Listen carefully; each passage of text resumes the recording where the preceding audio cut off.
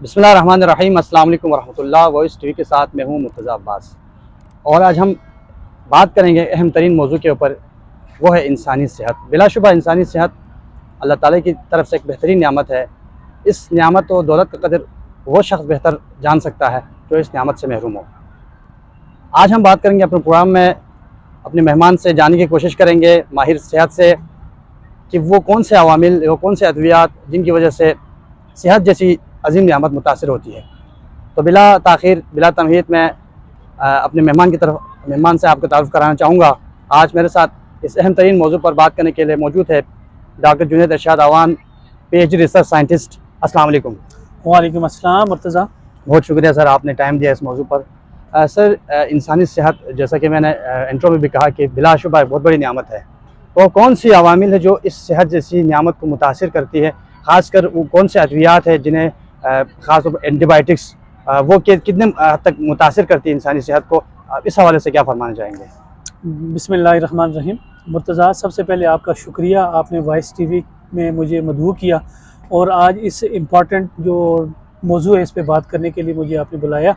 आपने जो पूछा कि जितनी भी अद्वियात होती हैं इनके एक तो ये जो अभी वीक चल रहा है, ये हफ्ता जो चल रहा है, WHO जो वर्ल्ड हेल्थ ऑर्गेनाइजेशन है, ये इसको एंटी माइक्रोबियल रेजिस्टेंस के हिसाब से इसको मनाता है और उसमें मुख्तलिफ सेमिनार्स होते हैं, कॉन्फ्रेंसेस होते हैं। उसमें यही बताया जाता है, समझाया जाता है कि आप जितनी भी एंटीबायोटिक्स हैं उनका ज़्यादा जब हम इस्तेमाल कर लेते हैं या उनकी एक मिकदार, एक अमाउंट होती है, उससे जब हम ज़्यादा इस्तेमाल करते हैं तो उसके बहुत सारे मुज़र असरात हमारे जिस्म पे होते हैं। अच्छा सर, आपने ज़बरदस्त बात की। आपने जो हफ्ते की वीक जो मनाया जाता है 18 नवंबर से 24 तक AMR के नाम से मनाया जाता है। बेसिकली आपने थोड़ा बहुत तो बताया कि इसका पर्पस लोगों को इनके मुताल्लिक़ बताना होता है। तो एंटीबायोटिक्स यूज़ तो करना मजबूरी है इंसान की। तो एंटीबायोटिक्स कितनी मकदार में इस्तेमाल करनी चाहिए और कितनी रेंज में इस्तेमाल करना चाहिए? क्योंकि इसके भी एक मुख्तलिफ स्पेक्ट्रम है, मुख्तलिफ रेंज में होता है, फर्स्ट, सेकेंड, थर्ड जनरेशन। तो हमें, हमारे जो देखने वाले नाज़रीन है, खासकर जो पेशेंट जो यूज़ करें एंटीबायोटिक, उनको आप क्या कहना चाहेंगे इस हवाले से? जी मुर्तज़ा, मैं सबसे पहले ये बताना चाहता हूँ, ये जो पूरा हफ्ता है, अच्छा, AMR जो होता है एंटी माइक्रोबियल रेजिस्टेंस, इसका मतलब ये है कि जो बड़े बड़े साइंटिस्ट होते हैं ना, इसमें जो कॉन्फ्रेंसेस होती हैं WHO करवाते हैं, उसमें ये बताया जाता है कि जो आप दवाइयात अपनी ज़रूरत से ज़्यादा इस्तेमाल करते हैं और खुद सेल्फ मेडिकेशन जिसको कहते हैं, आप खुद जाते हैं, आपको ज़रा सा बुखार हुआ, आप गए मेडिकल स्टोर में, वहाँ से आप एंटीबायोटिक ले लेते हैं और वो आपको, अब एंटीबायोटिक्स की भी क्लासिफिकेशंस हैं। अच्छा, एंटीबायोटिक हमारे पास 4 किस्म की होती है। एक फर्स्ट जनरेशन होती है, एक सेकंड होती है, एक थर्ड होती है, एक फोर्थ जनरेशन होती है। अच्छा, इंसान है ना, थोड़ा जल्दबाज होता है, वो ये चाहता है कि मुझे जल्द अगर ठीक हो जाए। बुखार हुआ, मुझे वो ये नहीं देखता कि उसके अंदर अल्लाह ताला ने एक मुदाफ़ती निज़ाम रखा हुआ है, उस मुदाफ़ती निज़ाम को भी यूटिलाइज़ करना चाहिए, उससे भी इंसान ऑटोमेटिकली ठीक हो जाता है। लेकिन इंसान बेसिकली जल्दबाज है, वो जाता है मेडिकल स्टोर वाले के पास, वो उसको कहता है यार मुझे मेडिसिन दे दो, कोई दवाई दे दो, मुझे बुखार है, मुझे आराम आ जाए। एक सिंपल से एग्जांपल दे रहा हूँ जो हमारे पाकिस्तान के अंदर ये प्रैक्टिस हो रही है और बहुत कॉमन है। ये गली मोहल्लों में, गाँव हो, शहर हो, हर जगह ये चीज़, पढ़े लिखे लोग हों, जाहिल हों, सारे ये काम करते हैं। अच्छा, उसमें ये जाएंगे, वो आपको एक हाई डोज एंटीबायोटिक दे देगा और उसमें वो 4th जनरेशन एंटीबायोटिक देगा। उसका ये नुकसान है, एक तो उसने सबसे पहले आपकी बॉडी में जब वो इंटर हो जाएगी, वो खा लेता है, तो वक्ती वो बुखार जो है, वो टेम्परेचर होता है, उसको कंट्रोल कर लेता है, लेकिन इसके नुकसानात आपके जिस्म पे उसके बाद आना शुरू हो जाते हैं। एक तो रेजिस्टेंस उसके अगेंस्ट, जो बैक्टीरिया जिसने डिजीज़ काज की होती है, उसके अगेंस्ट ये रेजिस्टेंस डेवलप कर लेता है। अगर मज़ीद कोई भी दोबारा ये अगर बैक्टीरिया अटैक करता है तो फिर जब तक आप 4th जनरेशन एंटीबायोटिक इस्तेमाल नहीं करेंगे ना, आपकी बीमारी ठीक नहीं होगी।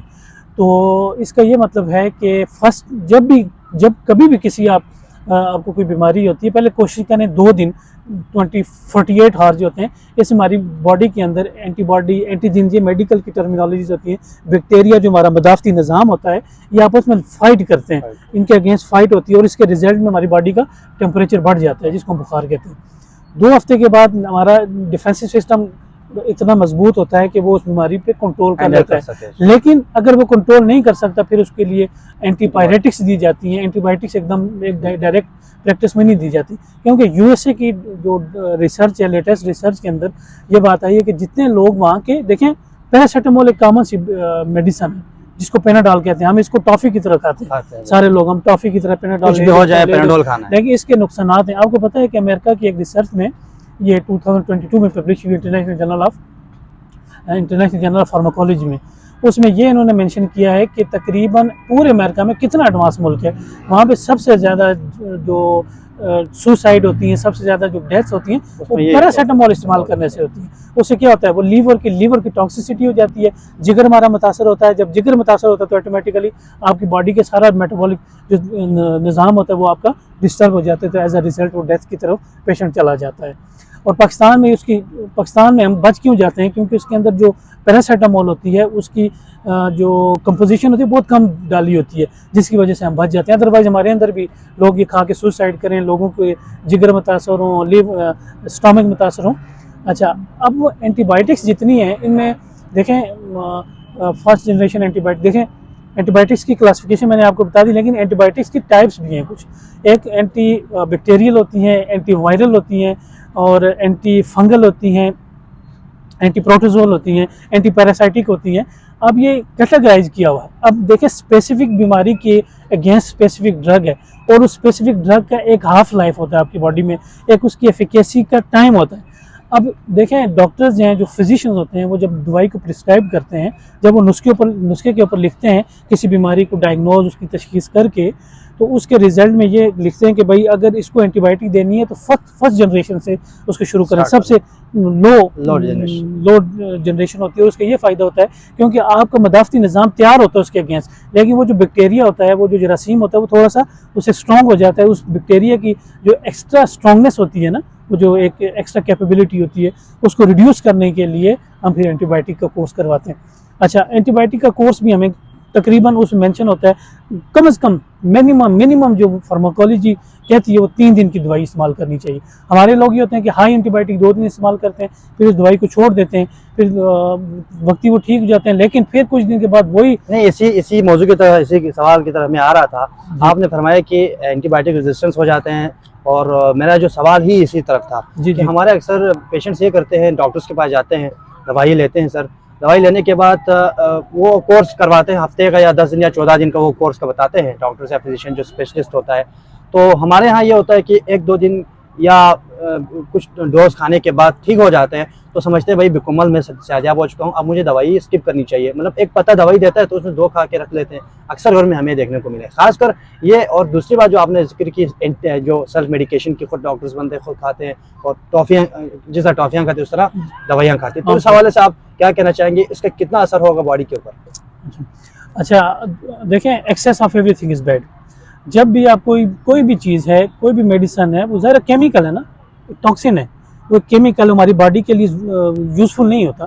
अब उसको हम उस कंडीशन में लेते हैं जब हमारी बॉडी मुतासर हो रही होती है, उसको ठीक करने के लिए लेते हैं। नॉर्मल कंडीशन में हम ये केमिकल या ये मेडिसिन इस्तेमाल नहीं करते। अच्छा, जब आप नॉर्मल कंडीशन से हट के मेडिसिन का इस्तेमाल ज़्यादा कर लेंगे, वो केमिकल अपनी बॉडी में ज़्यादा स्टोर करने शुरू हो जाएंगे। एक तो वो जो जरासीम होता है उसके अगेंस्ट, उसके खिलाफ वो जो जरासीम होता है अपनी प्रोटेक्शन का हिफाजत कर लेता है। फिर दोबारा अगर वही जरासीम अगर आपकी बॉडी को मुतासर करता है, आपके जिस्म को मुतासर करता है, फिर उसके अगेंस्ट वो जो हमने दवाई इस्तेमाल की वो फिर असर नहीं करती, फिर उसका नुकसान, एक तो ये नुकसान है। दूसरा, जब आप हाई डोज लेते हैं ना, एक मिनिमम रिक्वायरमेंट जो होती है आपके बैक्टीरिया को मारने के लिए ज़रूरत होती है, लेकिन जो उसके ऊपर बच रही होती है वो आपकी बॉडी के नॉर्मल जो फंक्शन होते हैं, फिजियोलॉजिकल फंक्शंस होते हैं, उनको ये मुतासर करती है। जैसे आपके हार्ट की कॉन्ट्रैक्शन रिलैक्सेशन है, जो धड़कन है, दिल की धड़कन, उसमें उसको मुतासर करते हैं, आपके जिगर की काम करने को मुतासर करते हैं, आपके गुर्दे की फिल्ट्रेशन को मुतासर करते हैं, आपके फेफड़ों की जो वर्किंग होती है उसको मुतासर करते हैं, आपकी जो निज़ाम हज़म होता है, ये मेडिसिन उसको भी बहुत ज़्यादा मुतासर करती है। आपने मुर्तज़ा देखा होगा, देखें रेजिस्टेंस तो आ गई ना, वो तो एक बात समझ आ गई। दूसरे नंबर पे इसके और साइड इफ़ेक्ट, जिसको हम लिखते हैं साइड इफ़ेक्ट्स होते हैं, साइड इफ़ेक्ट मैंने आपको बता दिया कि आपके जिस्म को कैसे मुतासर करती है। तीसरे नंबर पे बड़ी इंपॉर्टेंट बात है, आप कोई भी हाई डोज एंटीबायोटिक लेते हैं, 4th जनरेशन लेते हैं, 3rd जनरेशन लेते हैं, 2nd जनरेशन लेते हैं, खुद से विदाउट प्रिस्क्रिप्शन, विदाउट तशखीस के अगर आप खुद से लेते हैं, उसका ये नुकसान होता है, ये आपके निज़ाम हज़म को सबसे ज़्यादा मुतासर करती है। जो आप खुराक खाते हैं ना, वो उसको डाइजेस्ट नहीं होने देती। इसका मतलब ये है, उसने आपके इंटेस्टाइन के, आपके स्टमक के, आपके जो GIT होती है, गैस्ट्रोइंटेस्टाइनल ट्रैक्ट, उसके एंजाइम के फंक्शन को भी ये मुतासर करता है, जिससे वो निज़ाम हज़म प्रॉपर नहीं हो पाता। सर आखिर में आप ये बता दीजिए, क्योंकि मौजू काफ़ी वसी मौजू है, तो जब एंटीबायोटिक्स का इतने इस्तेमाल होता है, वो अपने मुज़ाहमती निज़ाम को बढ़ाते हैं, यानी रेजिस्टेंस क्रिएट करते हैं, तो कौन से ऐसे खुराक है, कौन सी चीज़ें, कौन से ऐसे तौर तरीक़े हैं जो हम अपने लाइफस्टाइल को अपनी ज़िंदगी में ला सकते हैं, चेंजेस ला सकते हैं, जिससे हम अपनी क़ुव्वत मुदाफ़ियत को बढ़ा सकें, ताकि क़ुव्वत मुज़ाहिमत जो एंटीबायोटिक्स है उसको कम कर सकें?